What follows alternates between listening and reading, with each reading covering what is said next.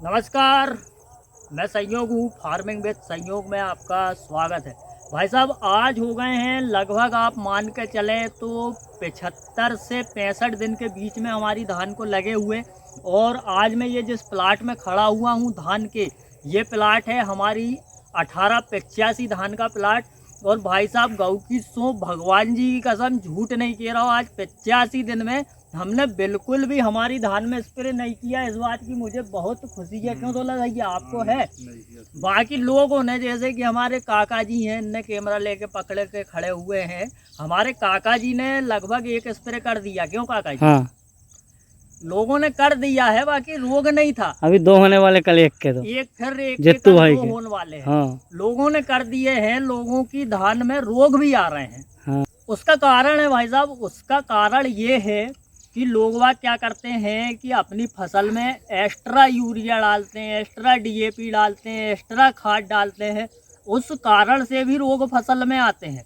एक कारण ये है। और दूसरा कारण भैया फिरकी से मैं कह रहा है कि भगवान की इतनी मेहरबानी है, इतनी मेहरबानी है कि आप जहाँ खेत में देखोगे भाई साहब, मैं अंदर जाके बता रहा हूँ आपको, ये देख लो, बिल्कुल सूखे खेत पड़े भैया। जैसे अपन गेहूं में पानी रेले नहीं, बिल्कुल ऐसे एक बंड जो गीलो होगा, फिर अगली शिफ्ट उनने की 4 घंटा की आने वाली। हमारे दौलत भैया दिखा दे, अब भी देख रहे थे, हमारे दौलत भैया को जो ही काम है यार, बेचारे को ले दे के बेचारे पानी बदलते रहे। पूरे सी दिन हो गए, आज दौलत भैया ने पानी बदलने के अलावा दूसरों काम ही नहीं करो।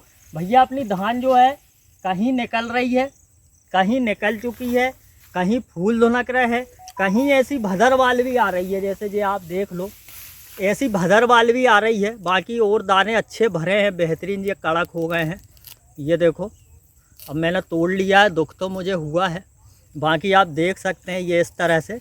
और दाना बहुत ज़ोरदार है, चमकीला है, एक नंबर है। यहाँ भी आप देखेंगे, ये देखो कितना बेहतरीन चमक मार रहा है ये। और भाई साहब, ये इस तरह के आप कहीं कहीं के दगीले दाने यदि देखेंगे, जैसे कि ये है।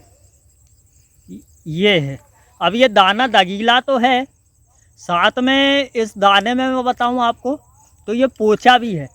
तो ये दिक्कत होती है भाई साहब, ये एक दिक्कत होती है पेनिकल माइट के नाम से।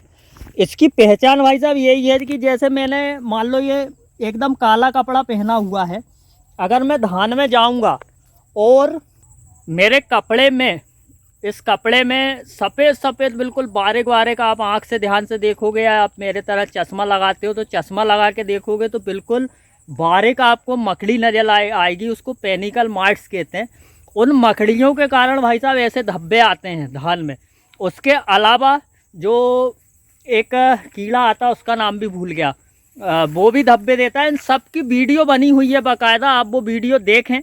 आप वीडियो नहीं देखते हैं तो आपको रोग की जानकारी नहीं रहती है। और बाकी आप यहाँ देखेंगे तो मेरे पत्ते भी कुछ खुचरे हुए से हैं, ये देखिए आप, ये भी कीड़ों के ही कारण इस तरह से पत्ते खुचराते हैं। बाकी कुछ कुछ है, ज़्यादा नहीं है। तो हमने ऐसा कोई विशेष प्रबंधन इसमें नहीं किया है। और पेनिकल माइट के अलावा एक मकड़ी हमारी धान में और आती है भाई साहब, जो ऊपर ऊपर जाला बुनती, वो तो बहुत ही बढ़िया है। सिल्वर बोल रहा हूँ, गोल्डन कलर की रहती है, थोड़ी बड़ी सी डिजाइन की मकड़ी। वो हमारी धान के लिए मित्र कीट है, एक नंबर से आप माने तो। वो सभी प्रकार के कीट पतंगों को खा जाती है, जो भी कीट पतंगे धान को नुकसान पहुंचाते हैं उनको। तो आप इस समय पर अगर अपनी धान में दवाई डालें तो बहुत ही सोच समझ कर डालें। भाई साहब, ये एक ऐसा ही वीडियो था जिसमें मैंने आपको ज़्यादा जानकारियाँ नहीं दी है, बस अपनी धान दिखाई है कि धान मेरी इस स्टेज पे है जो कि बाहर निकल रही है और जिसमें कोई रोग नहीं है। मैंने किसी भी प्रकार का स्प्रे नहीं किया है। हाँ, मैंने अपनी फसल में मिट्टी के अनुसार, मिट्टी जांच के अनुसार जो भी पोषक तत्व देना चाहिए था, वो सारे के सारे पोषक तत्व दिए हैं, जो कि मैंने आपको पहले भी वीडियो में बताए हैं। जैसे मैंने जिंक दिया है, फेरस सल्फेट दिया है और सल्फ़र डाला है।